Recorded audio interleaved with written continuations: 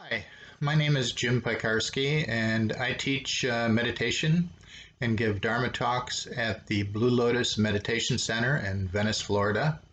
Today we're going to talk about two worlds that we inhabit. We live in these worlds simultaneously. However, we only usually pay attention to one of these worlds. The world we attend to is the conditioned mind. The conditioned mind is our world of thoughts and beliefs. These thoughts and beliefs run through our mind all day long, and they provoke different kinds of emotions. Some positive emotions, but most of the emotions are negative.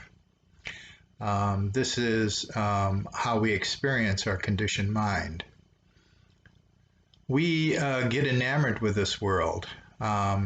Our thinking starts the moment that we wake up in the morning and doesn't cease until we go to bed at night. It's one thought after another. And you can say it's thought, and then negative emotion, thought, negative emotion. Sometimes the negative emotions stir up more thoughts. These stirred up thoughts create more negative emotions. And this is the means through which we suffer. This is also the habitual mind. It's habitual because it just happens. It's a habit pattern established from the time we began to think. It's interesting because we think from the time we get up in the morning until the time we go to bed at night. These thoughts could fill a book of about 250 pages per day.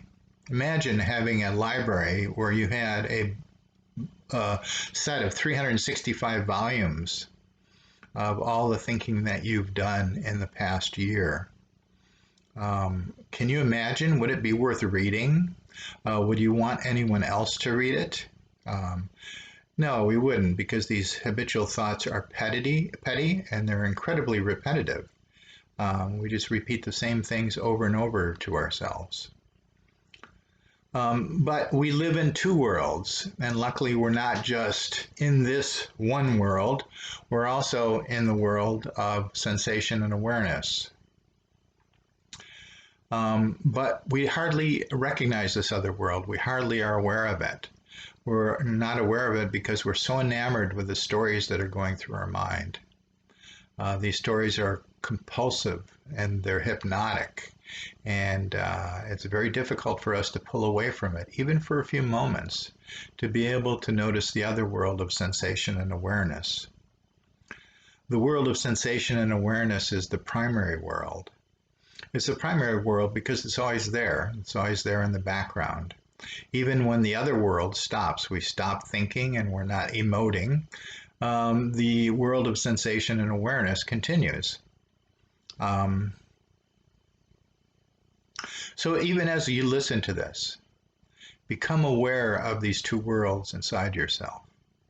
Notice when you're thinking and the emotions that these thoughts provoke.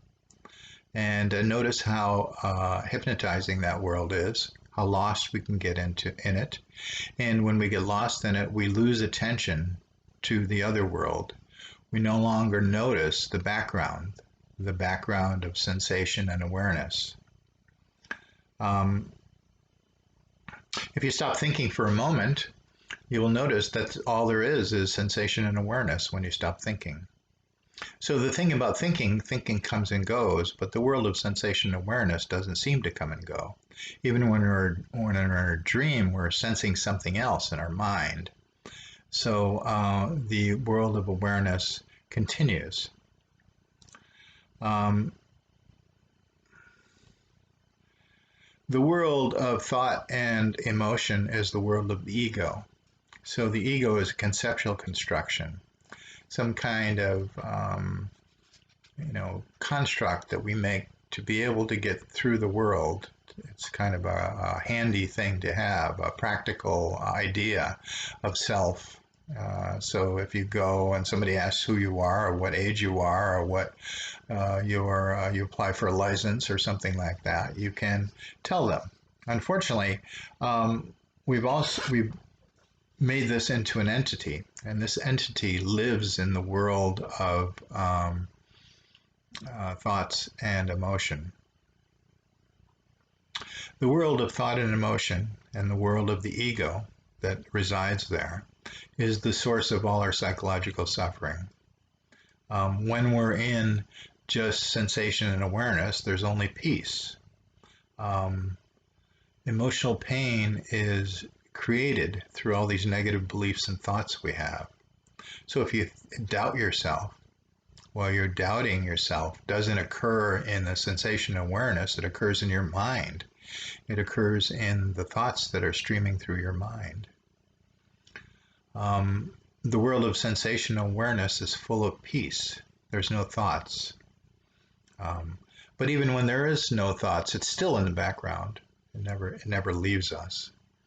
But getting in touch with the world of sensation and awareness is a doorway to our true nature.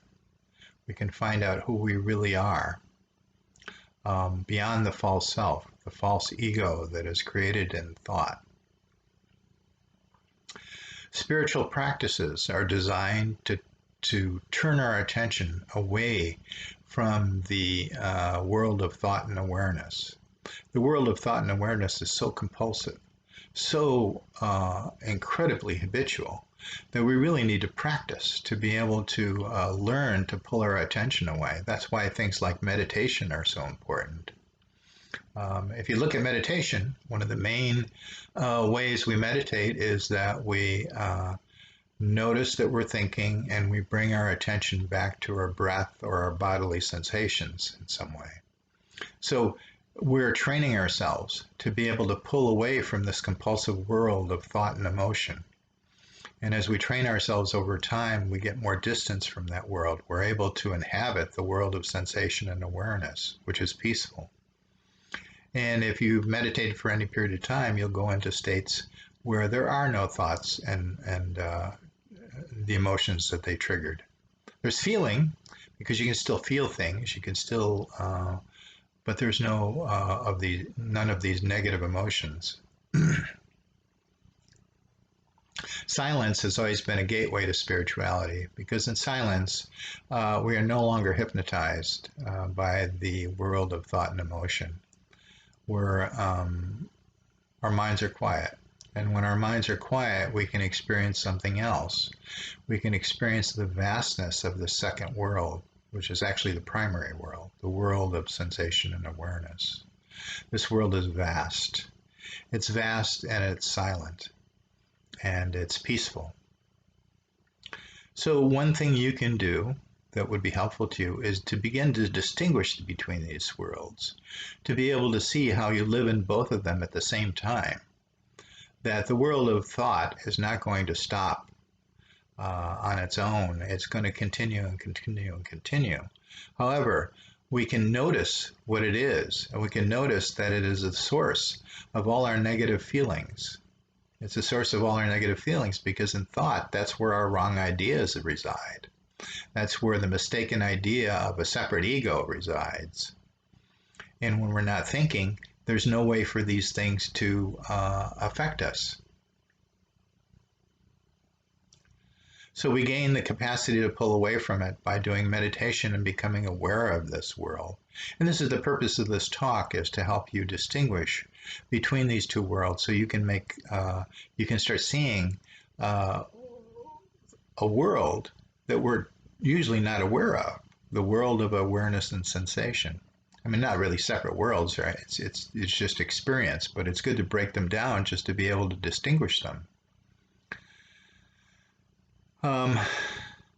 If we become aware of our world of sensation and awareness, we can begin to explore what our true nature is. Because within awareness is the key to our true nature, who we actually are on our deepest level, our true spiritual nature. So we have a doorway, but when we're lost in thought and emotion, we're so far away from that doorway that we can't explore it. Another thing you may want to do is take up meditation practice if you're not practicing already. Meditation practice will help you gain the ability to pull away from this other world and be able to reside more fully in the world of sensation and awareness. So just about all spiritual practices deal with this in some way. They help us move away from the conceptual hypnosis and all the negative emotions that is created in that thought stream. So we can call this conditioned mind, the thought stream, the habit stream, however we may call it. It is the source of our suffering. And if you want to be free from suffering, your mind has to learn to reside in sensation and awareness, to be able to experience the peace that is part of our true nature. So thank you. Hope this is helpful.